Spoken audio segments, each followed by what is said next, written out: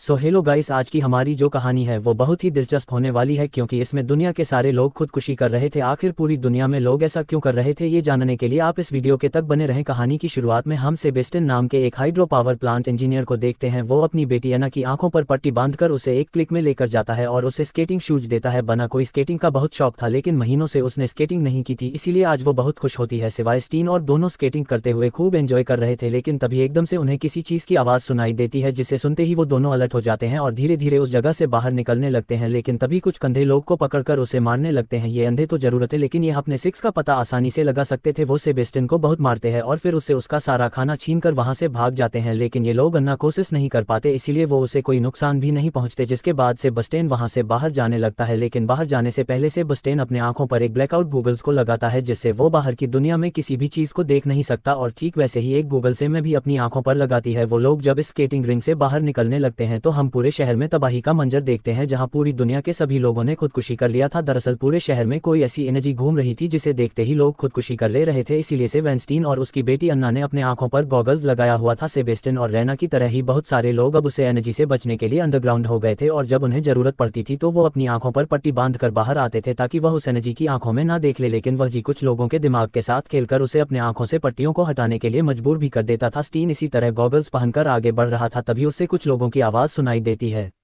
इसीलिए वो अन्ना से कहता है कि तुम्हें जाकर चुकाना होगा, और जब तक हमें ये पता न चल जाए कि वो अच्छे लोग हैं तब तक तुम बाहर मत आना। इसके बाद से उन लोगों के पास जाकर उनसे कहता है कि मैंने 2 दिनों से कुछ नहीं खाया है और मैं अपने ठिकाने का रास्ता भी भूल गया हूँ, क्या तुम मुझे अपने साथ ले चलोगे? लेकिन वो लोग उसे अपने साथ ले जाने से मना कर रहे थे। फिर वो उनसे कहता है कि मैं एक इंजीनियर हूँ, मैं जहाँ पर काम करता था वहाँ पर जनरेटर है, अगर तुम मुझे अपने साथ ले चलोगे तो मैं तुम्हें जनरेटर तक पहुँचा सकता हूँ ताकि हमें गर्मी और रोशनी मिल सके। तभी उन्हें वहाँ पर उस एनर्जी के आने का एहसास होने लगता है, इसीलिए वो लोग सेबेस्टियन को भी अपने साथ आने के लिए कहते हैं। उन लोगों ने जाने के लिए अपने तक एक रस्सी बांध की थी ताकि वो रास्ता ना भूल जाएं। उन लोगों ने जिस जगह पर अपना ठिकाना बनाया था वो एक बहुत बड़ी बस मैन्युफैक्चरिंग कंपनी थी, जहां पर वो एनर्जी नहीं पहुंच सकती थी। खैर वो लोग इसे सेबेस्टियन को वहां मौजूद एक डॉक्टर के पास लेकर जाते हैं, क्योंकि इस स्केटिंग रिंग में उन अंधे लोगों से मार खाने के बाद से जस्टिन हो गया था। डॉक्टर लिली सेबेस्टियन के आंखों पर ताकी लगाती है। वो सेबेस्टियन का इलाज करने के बाद उसे खाना भी देती है। तभी उसे बोस्टन की नजर वहां मौजूद एक आदमी पर पड़ती है, जिसने अपने आप को उससे बचाने के लिए अंधा कर लिया था। हालांकि उसके पूरे परिवार ने भी उसे एनर्जी को देखने के बाद खुदकुशी कर ली थी, जिसे याद करके वह बहुत दुखी होता है और अपने जिंदा होने पर अफसोस भी करता है। वो अंधा आदमी सेबेस्टियन को बताता है कि उन जीवों से भी बदतर कुछ ऐसे लोग हैं जो बिना पट्टी के घूमते हैं और उन जीवों का साथ देते हैं ताकि लोग उस जीव को देखकर खुद को नुकसान पहुंचाए।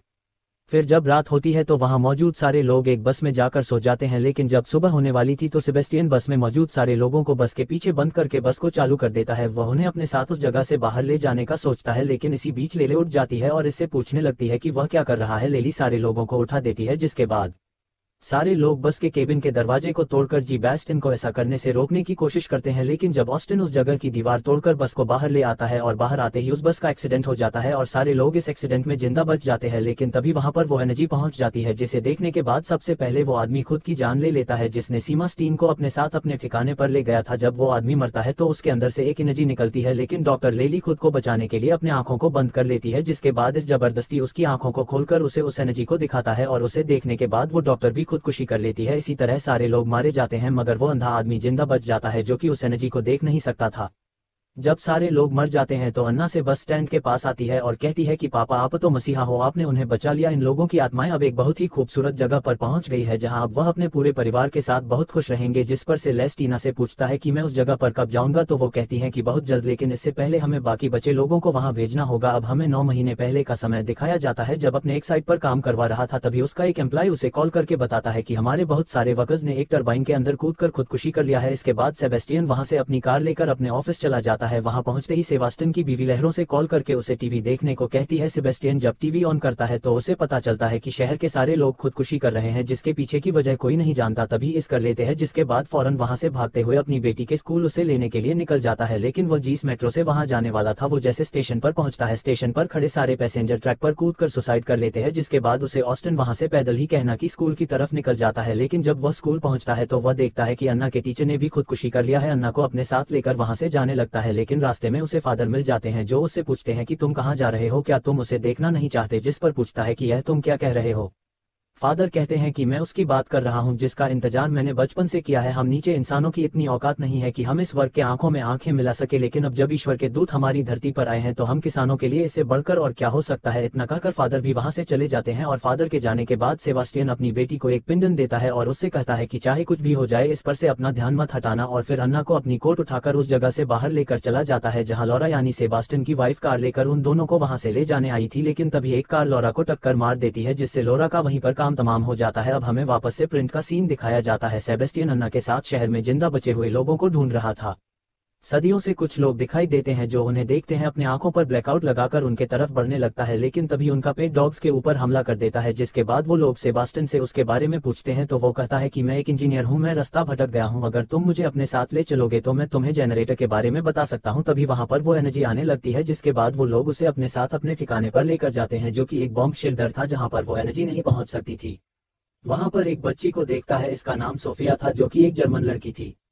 डॉक्टर एक लैरी जो कि इस सेंटर में रह रही थी, वो एक स्टोर से सोफिया के लिए चॉकलेट लोड कर लाई थी। वहीं रफा जस्टिन को शहर का मैप दिखाकर उससे पूछता है कि जनरेटर कहाँ है। इस पर जब ऑस्टिन कहता है कि वहाँ कोई जनरेटर नहीं है, मैंने तो बस तुम लोगों के साथ यहाँ आने के लिए झूठ बोला था क्योंकि मैं अकेला था। ये सुनते ही रफा उसे मारने लगता है, लेकिन तभी क्लैरी वहां आकर उसे छोड़ने को कहती है, लेकिन रावण नहीं सुनता, जिसके बाद सोफिया राफा को रोकने की कोशिश करती है, जिस पर राफा कहता है कि तुम क्या कह रही हो, मुझे कुछ भी समझ नहीं आ रहा। राफा को जर्मनी समझ नहीं आती थी लेकिन सेबेस्टियन को आती थी, इसीलिए वो उससे कहता है कि वो कह रही है कि तुम मुझे मत मारो। इसके बाद लैरी सेवा सदन से कहती है कि अगर तुम जर्मन जानते हो तो इसे पूछो कि इसकी फैमिली कहाँ है। कि बास्टियन उसे उसके परिवार के बारे में पूछता है तो वो बताते हैं कि मैं और मेरी मॉम छुट्टियां मनाने रूसी पर जाने वाले थे, लेकिन तभी भगदड़ मच गई। फिर मैंने बहुत सारे लोगों को पानी में कूदते हुए देखा, जिसके बाद मेरी माँ मुझे लेकर एक वैन में आ गई और फिर मोम ने उस वैन के को चारों तरफ से कवर कर दिया और फिर रेडियो ऑन किया जहां पर किसी न्यूज एंकर ने खुद को जिंदा रखने के लिए एक सेफ जगह पर को कहा जो कि पहाड़ों पर थी। पूछती है कि वो कौन सा पहाड़ है, जिसके बाद सोफिया दीवार पर एक पहाड़ के ऊपर एक किले के ड्रेन को बनाती है। फिर उससे पूछती है कि हम उस पहाड़ तक कैसे पहुंच सकते हैं, जिसके बाद सोफिया उस पहाड़ से लगे एक केबल कार को बनाती है, जिसे देखकर इजाबेल जो अपने पति रॉबर्ट के साथ वहां पर थी वो समझ जाती है कि यह अमोनिया के पहाड़ों के बारे में बात कर रही है। फिर से पूछती है कि तुम उस पहाड़ पर क्यों नहीं गई, तो वो बताती है कि मेरी माँ मेरे और अपनी आंखों पर पट्टी बांधकर उस पहाड़ की तरफ बढ़ रही थी, लेकिन रोशनी में चलते वक्त बहुत सारे लोग हमसे फिर आने लगे जिससे कि मैं गिरकर अपनी मॉम से अलग हो गई। जिसके बाद राफा कहता है कि हमें भी उस जगह पर जाना चाहिए। वैसे राफा एक डॉग ट्रेनर था। सेबेस्टियन भी राफा की बात पर एग्री करता है, लेकिन तभी रॉबर्टो कहता है कि मोनिया की यहाँ से बहुत दूर है, अगर हमने वहाँ जाने का सोचा भी तो हमारी मौत पक्की है, इसलिए हमें यही रहना चाहिए। जिस पर सेबेस्टियन कहता है कि एक ना एक दिन हमारा खाना खत्म हो जाएगा और हम सब वैसे भी मर जाएंगे, जिंदा रहने के लिए हमें यहाँ से बाहर निकलना ही होगा। जिसके बाद क्लेरी कहती है कि यह ठीक कह रहा है, हम इंसान है, आखिर इस तरह से यहाँ पर कितने दिनों तक रह पाएंगे। उसके बाद वो लोग वहाँ से बाहर निकलने के लिए तैयार होने लगते हैं। रफा अपने डॉग की आंख पर पट्टी बांध देता है और फिर वो लोग वहाँ से पहाड़ी की तरफ जाने के लिए निकल जाते हैं, लेकिन रात होने पर वो लोग एक जगह पर रुकने का फैसला करते हैं और जब सब सो रहे थे तो डॉग्स की रस्सियां आधे से ज्यादा काट देता है। नेक्स्ट डे जब वो लोग वापस से पहाड़ी की तरफ जाने के लिए निकलते हैं तो हमको सेबेस्टियन के साथ देखते हैं। स्टेन से कहती है कि वो अबे, जिसके बाद उसे बस 10 अपनी आंखों पर से गूगल सटा देता है और तभी राफा के डॉग्स भागने लगते हैं। इस दौरान सभी लोगों को उनके परिवार वालों की आवाज सुनाई देती है जो उनसे कह रही थी कि अपने आंखों से पट्टी हटाकर देखो हम आ गए हैं। तभी कुत्तों की रस्सियां टूट जाती है और वो कुत्ते वहां से भागने लगते हैं। नॉर्मन अपने कुत्तों को ढूंढते हुए उनके पीछे जाता है। वहीं सोफिया को उसकी मॉम की आवाज सुनाई दे रही थी, वो अपनी आंखों की पट्टियों को हटाने वाली थी, लेकिन तभी से आकर पकड़ लेता है। वहीं रफा को ऐसा लगता है कि शायद कोई उसके डॉग को मार रहा है, इसीलिए वो अपनी आंखों से जैसे ही पट्टी को हटाता है उसे वो एनर्जी दिख जाती है, जिसे देखते ही वो सुसाइड कर लेता है और फिर उसके कुत्ते भी उसी को देखकर भागने लगते हैं। जिसके बाद रोबोटो को अपने पास लाने की कोशिश करता है, लेकिन वो उसे काट लेते हैं। जिसके बाद जल्दी जल्दी सबको एक घर में छुपाने के लिए अंदर बुला लेता है। ऑस्टिन भी उन लोगों के साथ अंदर चला जाता है और बाकी के लोग भी राफा के मरने के बाद बहुत ज्यादा डर जाते हैं। सबसे कहता है कि वो जो कुछ भी है उसे हमारी कमजोरी का पता है, इसलिए वो हमारे दिमाग के साथ खेलकर हमारी पटियां उतारने के लिए मजबूर कर रहा है। सोफिया भी बहुत डरी हुई थी, इसीलिए फिर ऑस्टिन उसे अन्ना का वो पेंडेंट दे देता है और उसे उस पर भरोसा करने को कहता है। थोड़ी देर के बाद अन्ना से स्टेन से मिलने के लिए आती है और उसे कहती है कि वो पेंडेंट मेरा था, उसे क्यों दे दिया। आपकी बेटी ने उससे फेंक दी। तभी वहां पर क्लेरी आ जाती है और उसके आते ही अन्ना वहां से गायब हो जाती है। क्लेरी से स्टेन से कहती है कि वो ठीक हमारे अपनों की तरह बिहेव करती है और हमारे अपने की तरह बात करती है। तभी अन्ना से कहती है कि इसके बातों पर ध्यान मत दो या ईश्वर के प्रति भरोसे को तोड़ना चाहते हैं, लेकिन सेबेस्टियन के अलावा कोई और देखा सुन नहीं सकता था। तभी रॉबर्टो की तबीयत बिगड़ने लगती है क्योंकि उसके शरीर में कुत्ते के काटने के बाद बढ़ गया था, इसलिए सारे लोग उस घर में रोबोटों के लिए मेडिसिन ढूंढने के लिए जाते हैं। वो सारे रोबोट ने अपनी आंखों पर पट्टी लगाकर घर के अलग अलग हिस्सों में मेडिसिन ढूंढने लगते हैं। तभी सिविल सिंह ऑक्टेविया से कहता है कि मुझे कुछ मिला है और तुम अपनी पट्टी उतार सकते हो। लेकिन जब वो अपनी पट्टी उतारता है वो उस नीचे पकड़ने के बाद खुद को स्टैप करके मार देता है, क्योंकि उस कमरे की खिड़की खुली रह गई थी। जिसके बाद उसे चिल्लाने लगता है। उसके चिल्लाने की आवाज सुन वहां आती है तो उसे अपने भाई की आवाज सुनाई देती है, जो उसे पट्टी हटाने को कह रही थी। लेकिन लहरी वहां से जाने लगती है। सेबास्टियन से एक लहरी की पट्टी हटाने को कहती है, लेकिन सेबास्टियन ऐसा नहीं करता। नेक्स्ट डे वो सारे लोग वापस से पहाड़ी की तरफ चलने लगते हैं। तभी वहां पर कुछ लोग उन्हें देख लेते हैं, इसलिए उन्हें वहां से भागना पड़ जाता है। लेकिन वो तो वहीं बैठ जाता है। उसकी बीवी हमेशा उसे उठाने लगती है तो वो कहता है कि अब मेरा वक्त है। सोफिया को चले जाता है, जिसके बाद वो दोनों से जुड़ने लगते हैं। तो रोमिना को तो रस्सियों को बड़ी कॉन्फिडेंस के साथ उन्हें वहां लाया था, इसलिए कि वो उसको चेक करती है तो उसकी और बात देख सकता था कि उसके ऊपर बड़ी गुस्सा करने लगती है और कहती है कि आखिर तुम हमसे कम चाहते हो। वो कहता है कि ऐसा नहीं है, तो तुम्हें मेरी के बारे जान बचाई थी। इस दौरान बार को दरवाजा खोलने को कह रही थी। उसकी बीवी ने तो ऊपर चिल्लाने लगता है कि दूसरे के बाद देखो ना तुम सोए किसी को देख रहे हो। बात को कर लेते हैं। सोफिया को लेकर से बस से बचने के लिए लेकिन आंखों पर पट्टी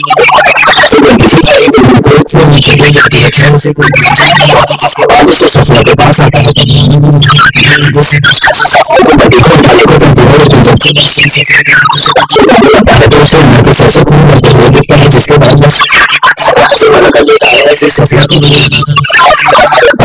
पास का एक सीन दिखाया और उसके लोग से बंदी बना बड़ों की सर पर एक आंख को मिलकर उसकी आंखों देते हैं। जिसके बाद भी सुसाइड कर लेती है और इसके बाद के साथ जो फादर की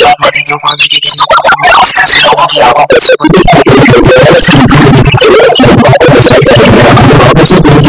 दिखाया जाता है। फिलिस्तीन की निकल जाता है और उसे माफी मांगते हुए बताता है कि मेरी बेटी का इस्तेमाल करके मेरे द्वारा बहुत सारे छुपे हुए लोगों की जान ली, लेकिन अब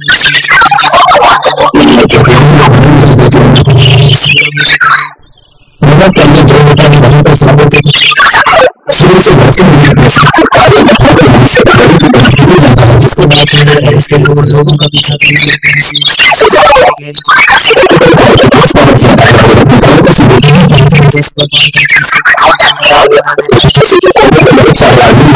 जिसके बाद फिर उसे कहता है कि तुमको को लेकर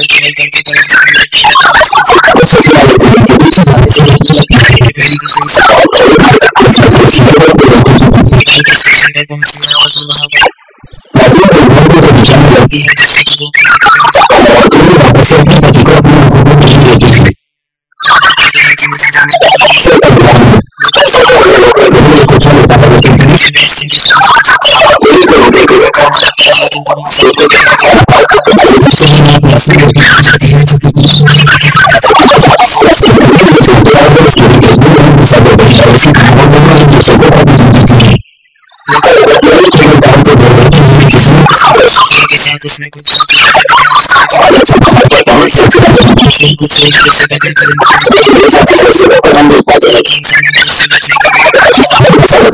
सोफिया को उसकी मदद मिल जाती है।